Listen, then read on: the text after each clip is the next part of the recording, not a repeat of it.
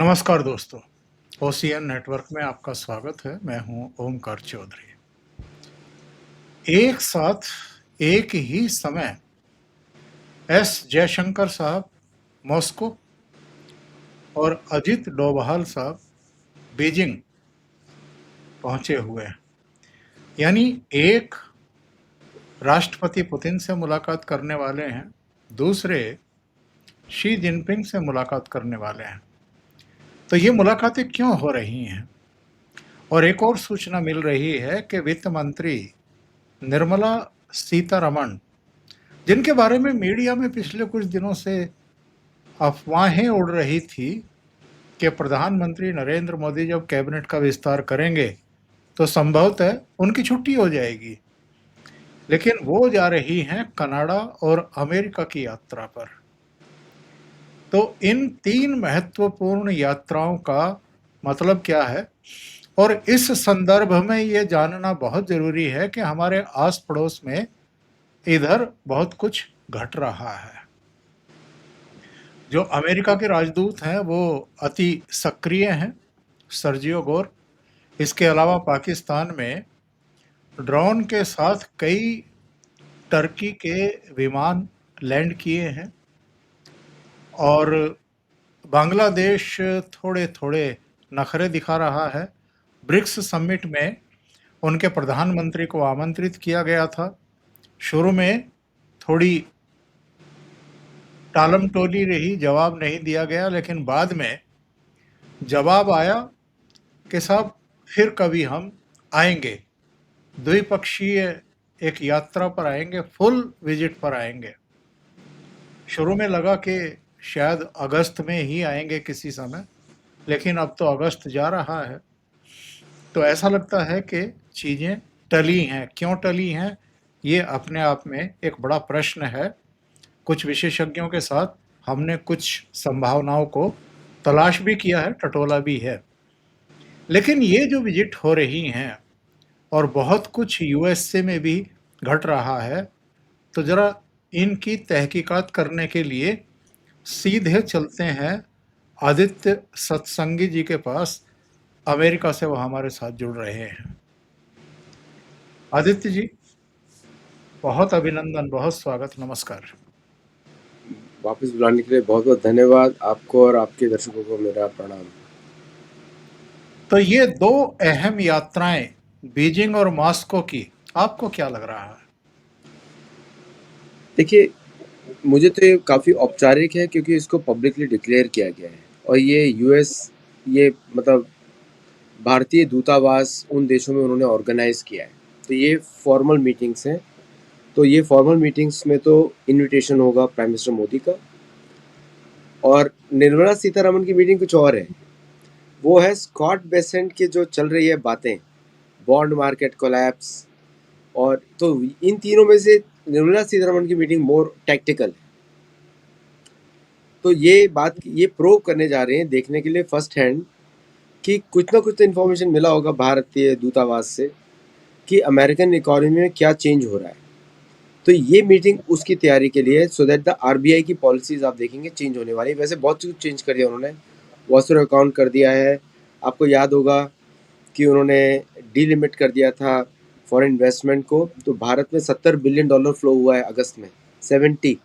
तो आज भारत का जो फॉरेन रिजर्व है टोटल, अगर हम देखें तो गोल्ड में होता है, यूरो में होता है, युआन में होता है, फॉरेन करेंसीज में होता है, क्रॉस्ड $700 बिलियन, ऑलमोस्ट 700 से ऊपर आ गया है। तो वो ये प्रूव करने जा रहे हैं कि ये स्टेबिलिटी कब तक रहेगी, और क्या ये यूएस का जो डॉलर का जो रिजर्व स्टेटस है, जिसको जेडी वांस हम लोग आपके शो पे डिस्कस किया था, 20 लेक्चर दे चुके हैं कि डॉलर जाने वाला है, उसकी ज़रूरत क्या है। तो वो ये प्रूव करेंगे कि ये इसमें कितना सत्य है। First hand information, Modi ji ने पूछा होगा मुझे फर्स्ट हैंड इन्फॉर्मेशन चाहिए, बिहाइंड द सीन क्या चल रहा है वहाँ पे। तो और उनकी मुलाकात ट्रेजरी सेक्रेटरी से है, उनकी मुलाकात जो है स्कॉट बेसेंट से भी है, मतलब वही ट्रेजरी सेक्रेटरी है, और उनकी मुलाकात है यूएस स्टेट रिप्रेजेंटेटिव से भी कि ये चल क्या रहा है आपके। उसके बेसिस पे भारत अपनी पॉलिसीज़ को बनाएगा। और ये भी हो सकता है, अब मैं ये थोड़ा एजम्पशंस ले रहा हूँ, be very clear about that. ये भी हो सकता है कि वो ये डिस्कस कर रहे हो कि ब्रिक्स से, देखिए अमेरिका और भारत का ट्रेड तो डॉलर में रहेगा, डॉलर रुपी में, लेकिन बाकी करेंसीज में हम लोग डील करने वाले हैं क्योंकि आपके सैंक्शंस लगे हुए हैं। और अगर आप पाकिस्तान को फंड कर रहे हैं, वो जो कि क्लियरली फंड कर रहे हो, तो उसका रिपरकशंस क्या है। और ये भी शायद वो एक्सप्लेन कर सकती हैं कि एफसीआरए रेगुलेशंस कितना इंपॉर्टेंट है भारत की सुरक्षा के लिए। और this will be the last warning to America, क्योंकि ये बहुत इंपॉर्टेंट, ये फाइनेंशियल मैटर है, ये ट्रेड का नहीं है, कॉमर्स का नहीं है, फाइनेंशियल मैटर है। इससे फाइनेंस मिनिस्टर को ही बात करना पड़ेगा। तो फाइनेंशियल में बोलेंगे कि इससे ये भारत की सुरक्षा के लिए, अगर आप अब नहीं सुधरे तो हम काउंटर एक्शंस लेंगे। और काउंटर एक्शंस भारत के वही हो सकते हैं जो होना चाहिए कि अगर आप धर्मांतरण पे लगे तो हम भी धर्म को प्रमोट करेंगे, शायद इस बात पे भी बात हो, जो करना चाहिए मेरे हिसाब से। इसलिए मैंने पहले बोल दिया एजम्पशंस है, क्योंकि ये बातें किसी को पता नहीं है। बट मुझे लगता है कि इन 3 एंगल्स पे बात होगी कि ब्रिक्स समिट, दूसरा एफसीआरए, तीसरा कि डॉलर का स्टेटस क्या है, रियल स्टेटस क्या है। क्योंकि अमेरिका से बड़े कन्फ्लिक्टिंग स्टेटमेंट्स आ रहे हैं, जैसे कि बॉन्ड मार्केट कोलैप्स होना, जापानीज मार्केट में भयंकर तरीके से इंटरवीन करना, अपनी ट्रेजरीज को खुद खरीदना। इसका मतलब ये है कि दुनिया has lost faith in the US treasuries. और भारत ने अपनी ट्रेजरीज भी लॉन्च कर दी हैं, भारत बॉन्ड्स, जो कि दुनिया की कंपनीज खरीद सकती हैं भारत बॉन्ड। इसलिए भारत में एफसीएनआर डिपॉजिट $70 बिलियन क्रॉस कर चुके हैं। सो ये सब विषयों में लग रहा है तीनों से। इसका संबंध डायरेक्टली एक तो जो है ब्रिक्स समिट से आता है, और दूसरा इसका डायरेक्टली संबंध आता है इंडिया की financial stands over the next 10 years, not 3 years 4 years, 10 years, क्योंकि 10 ईयर्स के प्लान बनाते हैं लोग फाइनेंस मिनिस्ट्री में।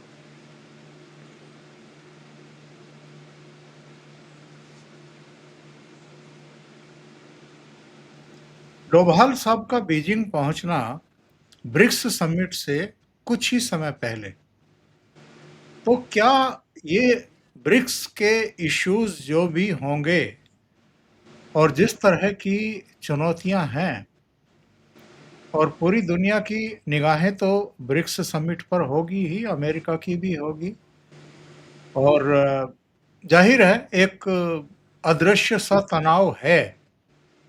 तो क्या शी जिनपिंग के लिए कोई मैसेज लेकर के गए हैं प्रधानमंत्री नरेंद्र मोदी की तरफ से, या एक विधिवत बस इनविटेशन, फॉर्मल इनविटेशन उनको दिया जा रहा है कि आप पधारिए? नहीं, ये तो कर्टसी कॉल है। वैंग यी भी आए थे भारत में इनवाइट करने के लिए एससीओ समिट के लिए, तो वैंग यी से ही मिले हैं अजीत डोभाल जी। और वैंग यी जयशंकर जी के पुराने मित्र हैं, 41 साल पुराने मित्र हैं। तो when both were growing up in their diplomatic careers, तब से मित्रता है। तो वैंग यी इज काफ़ी सीजन डिप्लोमेट है, और मैं अपने देश के हित के लिए काम करते हैं तो नेचुरली वो अपने देश को ही रिप्रेजेंट करेंगे। और शी जिनपिंग के काफ़ी ट्रस्टेड एडवाइज़र भी है। एक बात तो चाइनीज़ लीडरशिप को मालूम है कि Bharat is a no risk friend and full risk enemy. ये बात तो मालूम है उनको कि आप भारत से दुश्मनी करोगे तो जिंदा नहीं रहोगे, भारत से दोस्ती करोगे तो इससे रिवॉर्डिंग दोस्ती है। तो भारत और चीन, रूस की दोस्ती is a example for the rest of the world to see. Any situation Bharat has stood by Russia, any situation Russia has stood by India. ये एक डिपेंडेबल रिलेशनशिप है, ये तो इनको मालूम है।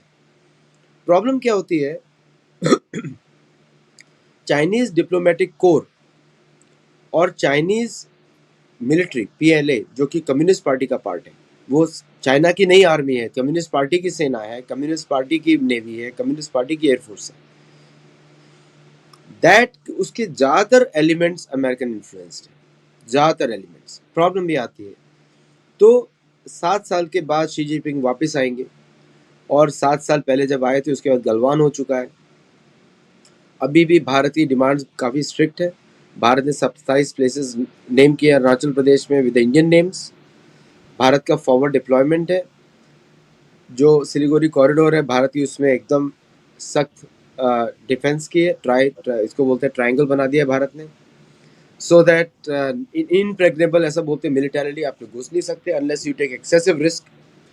और साथ में भारत का फॉरवर्ड डिप्लॉयमेंट है जो लासा को टच कर जाएगा। सो विदाउट मिलिट्री स्ट्रेंथ अब ये विजिट थोड़ी अलग लेवल की होने वाली है। प्लस सिंदूर में Chinese weapons were found to be attacking India. PL-15E missile was caught. भारत ने उसको पूरा का पूरा साबित पकड़ा है और उसके बाद अस्त्रा सैटेलाइट में बहुत चेंज, सैटेलाइट से भी मदद की है। सैटेलाइट से भी मदद करी है। तो ये सारे भारत के पास वो सारे प्रूफ्स है जो चाइना के एक्शन से ओपनली एंटी इंडिया। अब अमेरिका के भी ऐसे एक्शंस भारत ने रिकॉर्ड किए बहुत सारे। हम लोगों ने देखा कि 2 अमेरिकन सर्विसमैन अरेस्ट किए गए थे, प्लस यूक्रेनियन मर्सिनरीज अरेस्ट किए गए थे, प्लस मेघालय में जो इंसिडेंट्स हुए हैं, जितने भी खासी ट्राइब में भारतीय CRPF का स्ट्रॉन्ग एक्शन हुआ है वहाँ पे कोबरा का। सो ऑल दीज थिंग्स देखा जाए तो अब ये देखिए अमेरिका के साथ क्या है कि सारे जो उनके एक्शंस हैं अंडर द बेल्ट है, मीन्स अदृश्य है लेकिन स्टेट एजेंसीज कर रही है। तो भारत का रिस्पॉन्स भी स्टेट वाला ही होगा, विल नॉट बी ओवर्ट। तो हम एक्सपेक्ट करें क्योंकि कोवर्ट का रिस्पॉन्स कोवर्ट ही होता है अनलेस आपको वॉर डिक्लेयर करना हो। तो जो लोग बोल रहे हैं इतना सब देने के बाद भी आपने क्यों नहीं किया, उसका रिस्पॉन्स भारत को देना पड़ेगा इन ओवर्ट वे, कोवर्ट वे। अब कोवर्ट वे में भारत का कोई एक्शन नहीं है जो हमारे मतलब हम तो आउटकम्स देख रहे हैं, आउटकम्स हमको नहीं दिखाई दे रहा क्योंकि एक तरीके से अमेरिकन अटैक हुआ है भारत के ऊपर मेघालय के थ्रू, तमिलनाडु के थ्रू, सर्जियो गोर का ओवर एक्टिविज्म, फिर बोलना कि भारतीय डिबेट्स बेकार होती है और कुछ उल्टा सीधा कमेंट्स उन्होंने बोला है। एंड वो अभी हैदराबाद में पहुंचे हैं, उसके पहले तेलंगाना में थे, फिर उसके पहले तमिलनाडु में थे, फिर उसके पहले कश्मीर में थे, फिर बांग्लादेश में रोहिंग्या से मिलकर आए। तो एक मूवमेंट बन गया है भारत में कि America is not a friend. अब निर्मला सीतारमन जाके चेक करिए कि फाइनेंशियल और कौन से एक्शंस अमेरिका ले सकता है। तो there is a clear possibility कि भारत और चीन शायद प्रोएक्टिवली अपने बॉर्डर इश्यूज को सॉल्व करें, अक्साई चीन वापस भारत ले। और मैं तो ये सजेशन दूंगा कि हेनरी मैकमोहन लाइन को डी रिकॉग्नाइज कर देगा। That will be the biggest covert overt action against, let the border be unstable. वैसे भी हम LAC मानते हैं, लाइन ऑफ एक्चुअल कंट्रोल मानते हैं, तो हमको अगर हम उसको रिजेक्ट कर देंगे, क्योंकि चाइना तो मानता नहीं है, वन साइडेड है, तो then it will create a very strong diplomatic and military pressure on China. और उसके बाद सॉल्यूशन के बारे में हम आगे बात कर सकते हैं क्योंकि the moment derecognises it then Tibet is open. आपको इश्यूज ओपन करने पड़ेंगे against China as to get them to the negotiation table in a proper way, which includes autonomous region of Tibet, autonomous region of Xinjiang, autonomous region of जो उनके जो north central जो properties है, सिंचुआन इस area में, यूनान will also be open up because यूनान जो है हेनरी मैकमोहन लाइन तो पूरा नॉर्दर्न बाउंड्री ऑफ बर्मा है। तो बर्मा की हेनरी मैकमोहन लाइन मान ली, हमारी नहीं मानी। ओके, तो ये ओपन इश्यूज हैं जिसके विषय में आई थिंक अगर भारत का डिस्कशन शुरू होता है, this should be the stance, then उसके बाद चाइना विल सुधर जाएगा, फिर नहीं। बिल्कुल। और एस जयशंकर की जो यात्रा है उसकी अगर गहराई में जाने की कोशिश करें और आकलन करें कि क्या होंगे इश्यूज, तो जिस तरह की गतिविधियां इस समय पाकिस्तान में चल रही हैं, ये जो टर्की ने, सऊदी ने और पाकिस्तान ने हाथ मिलाया है, मक्का पैक्ट किया है, इसके अलावा टर्की रक्षा समझौते के नाम पर विमान भर भर करके हथियार भेज रहा है और पाकिस्तान भी जमा कर रहा है। कुछ सर क्रीक में भी गतिविधियां देखी गई हैं, कुछ फॉरवर्ड पोस्ट वगैरह उन्होंने बनाई हैं, कुछ वहाँ पर एयर स्ट्रिप भी बनाई हैं, हेलीकॉप्टर लैंड करने की भी कम से कम 3 से 4 जगहें हैं जहाँ पर हेलीकॉप्टर 3-3 की संख्या में लैंड कर सकते हैं एक साथ। तो ये जितनी गतिविधियां चल रही हैं, ऐसा तो होता नहीं है कि आजकल ये छिप जाती हैं। हमारे तो सैटेलाइट भी काम कर रहे हैं, हमारे दूसरे लोग भी वहाँ अननोन गनमैन भी बहुत इस समय लगे हुए हैं, तो हमारे पास सूचनाएं तो सारी आ जाती हैं कि कहाँ क्या हो रहा है। तो क्या एस जयशंकर एक तो मॉस्को से मुंबई तक की जो ट्रेन प्रस्तावित है, जो तुर्कमेनिस्तान और अफगानिस्तान और पाकिस्तान के एक हिस्से से होकर के गुजरेगी, क्या उसके बारे में भी कुछ चर्चा हो सकती है, या पाकिस्तान में जो कुछ इस समय दिखाई दे रहा है जिसको हम सूंघ पा रहे हैं, उसके बारे में भी सोवियत संघ से कोई रूस से कोई बात हो रही होगी? देखिए, अब तो पूरी दुनिया भारत को फोर्स कर रही है कि पीओजे ले लो। आप उसके अंदर जो सॉल्यूशन करना है आप करो टू डेमोग्राफिक कंट्रोल करने के लिए, बट वो there can be many stages.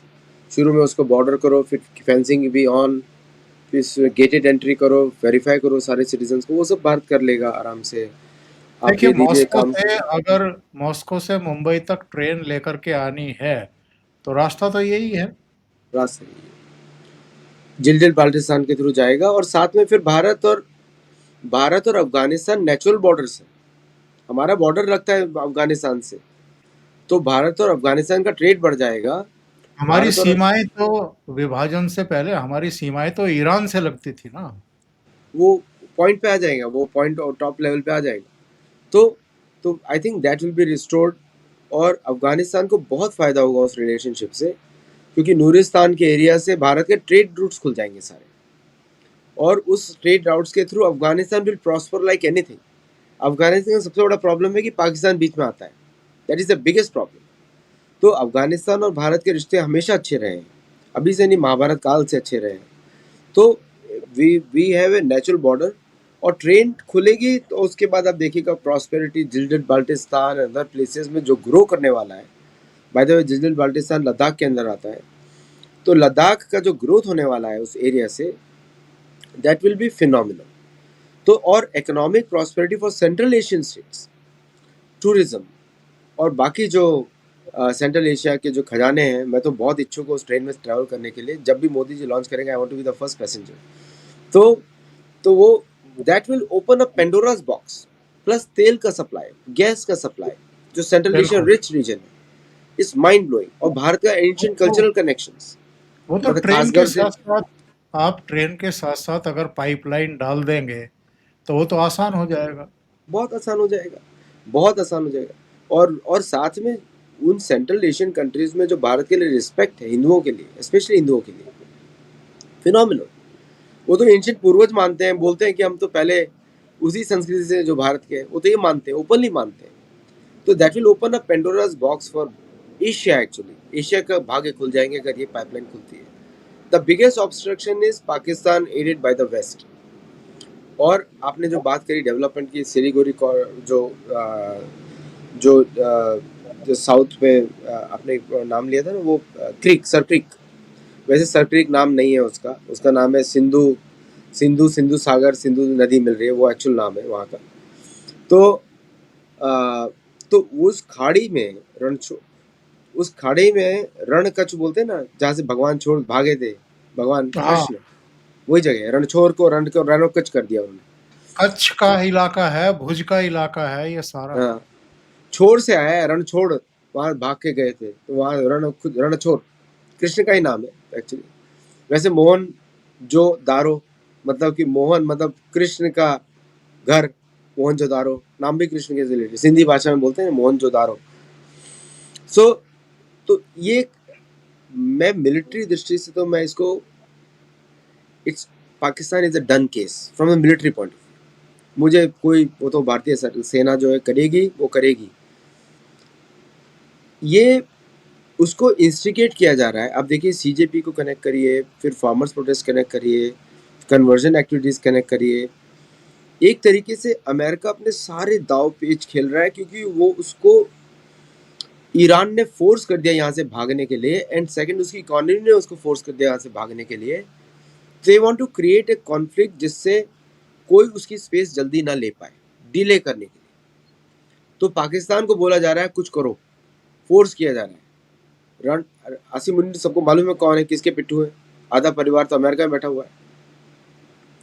तो उनको फोर्स किया जा रहा है कुछ करो, कुछ करो, कुछ करो, ताकि भारत रिएक्ट करे और उसको लंबा खींचो, उसको अनदर ईरान। और क्योंकि सब लोग बड़े दंग हैं कि कॉन्फ्लिक्ट में अमेरिका और रशिया दोनों साइड से इन्वॉल्व कर दिया एक दूसरे ने आपको, भारत और चीन का इन्वॉल्व ही नहीं।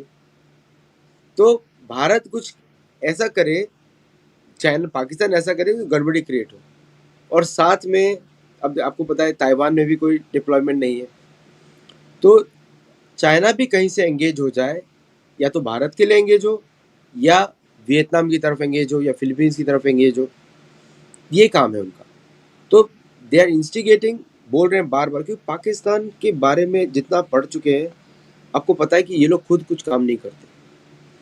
इनको ऊपर से ऑर्डर्स आते हैं, या ब्रिटेन से आएँगे या अमेरिका से आएँगे, तब ये लोग कुछ काम करते हैं।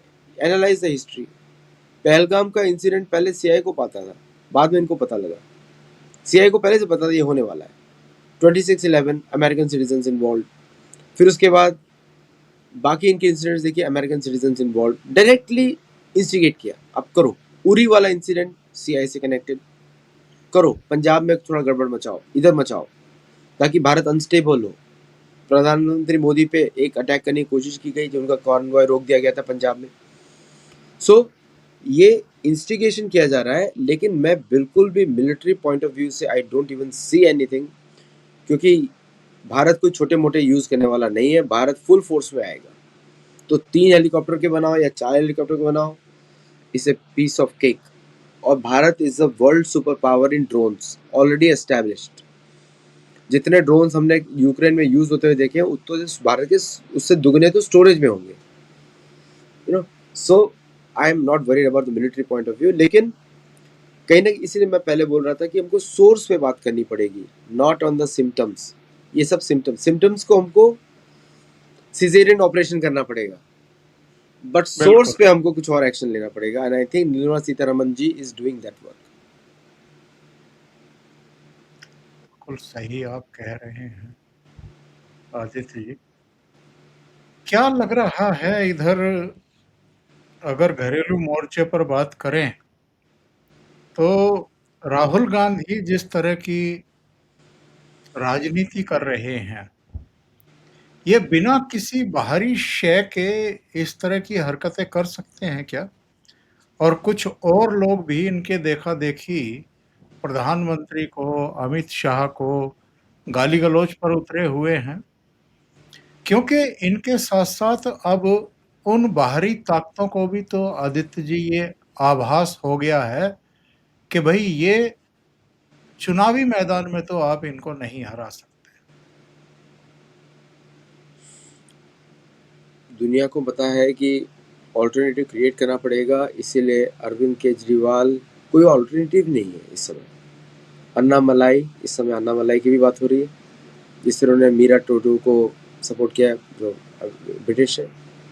फिर उसके बाद Seemant Reddy, they are trying desperately to create an alternative to Congress party, because current Congress party ने मुस्लिम अपीजमेंट के चक्कर में, अब स्टेट बोलना पड़ेगा, मुस्लिम अपीजमेंट के चक्कर में they have lost the Christian trust, ठीक है। और ये जो करंट वेस्ट है, रिलीजन की बात कर रहा है, मैं तो बार बार सरकार को बोलता हूँ कि क्यों ना हिंदू धर्म के लिए खुल के सरकार सामने आए। अगर मेजोरिटी हिंदू है भारत में, let Indian government promote Sanatan Dharma freely based on Veda and Purana across the world, जिसकी कितनी पॉपुलैरिटी है। बिना कुछ किए हुए millions of people are following Veda पुराण।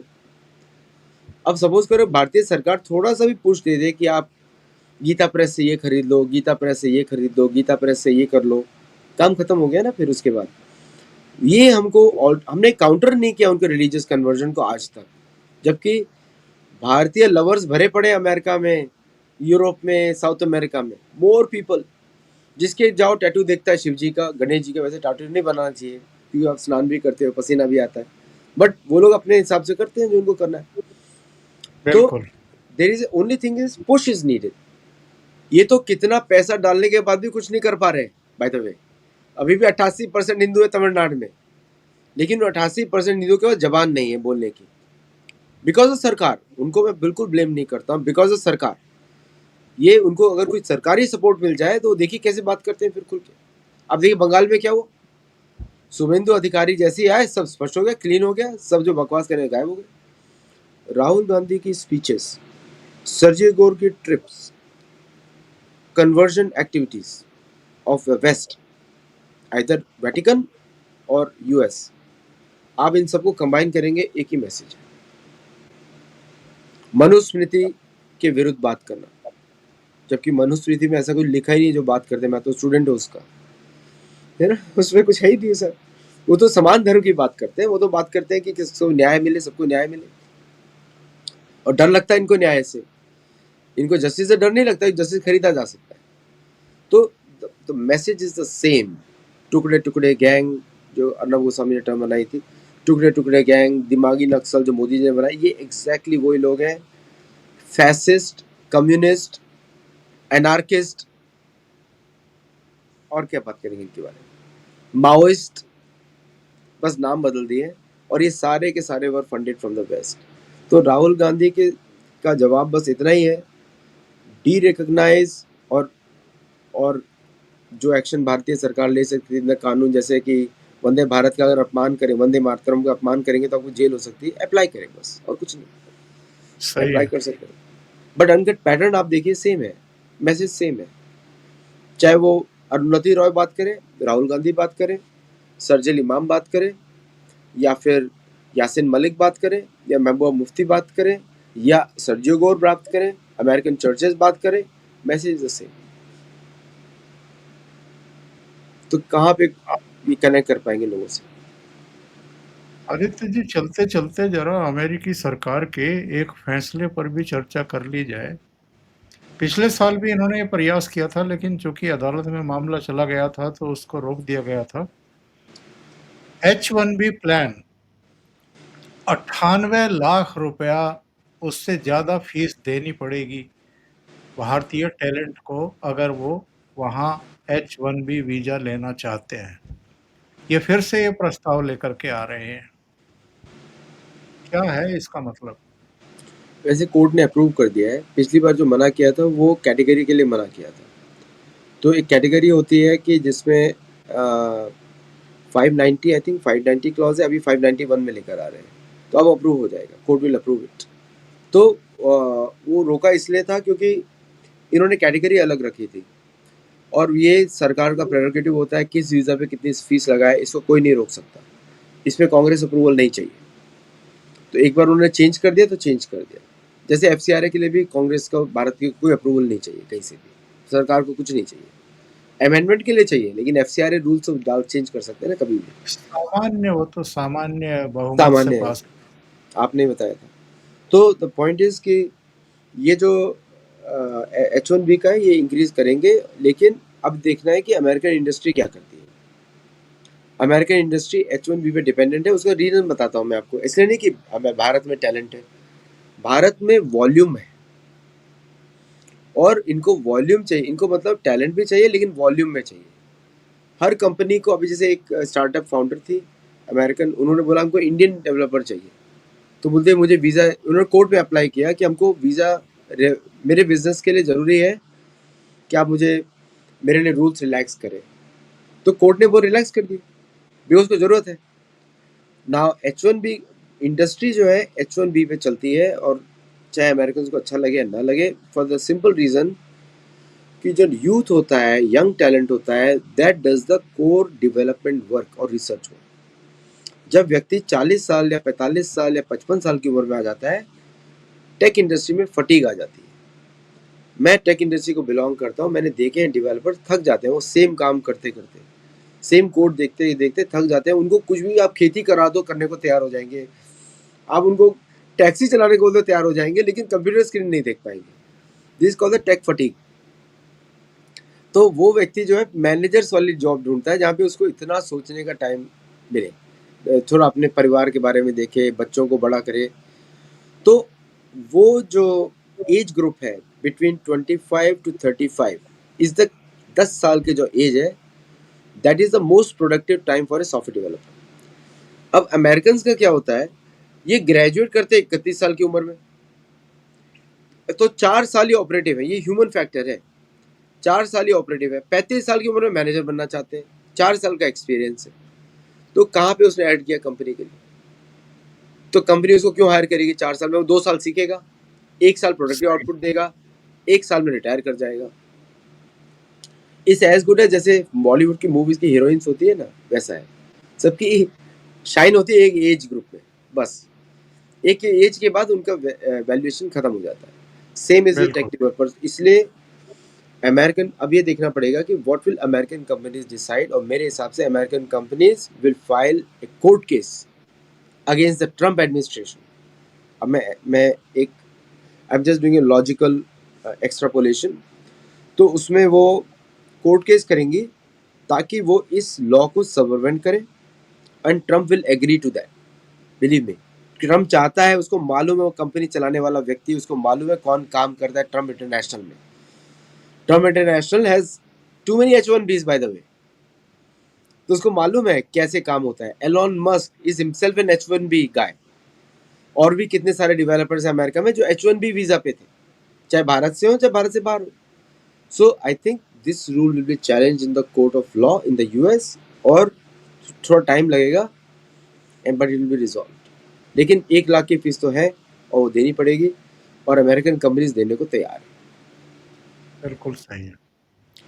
आदित्य जी, बहुत बहुत धन्यवाद जुड़ने के लिए। बहुत ही महत्वपूर्ण मुद्दों पर आज चर्चा हुई है आपके साथ, और मुझे लगता है कि दर्शकों को भी ये चर्चा अच्छी लगी होगी। तो लाइक का बटन दबा दें, वीडियो को शेयर करें, और चैनल अभी तक सब्सक्राइब ना किया हो तो ज़रूर कर लें। आदित्य जी का चैनल है सत्योलॉजी, तो उनको भी सहयोग करें। बहुत बहुत धन्यवाद Aditya ji, thank you so much. Thank you. नमस्कार।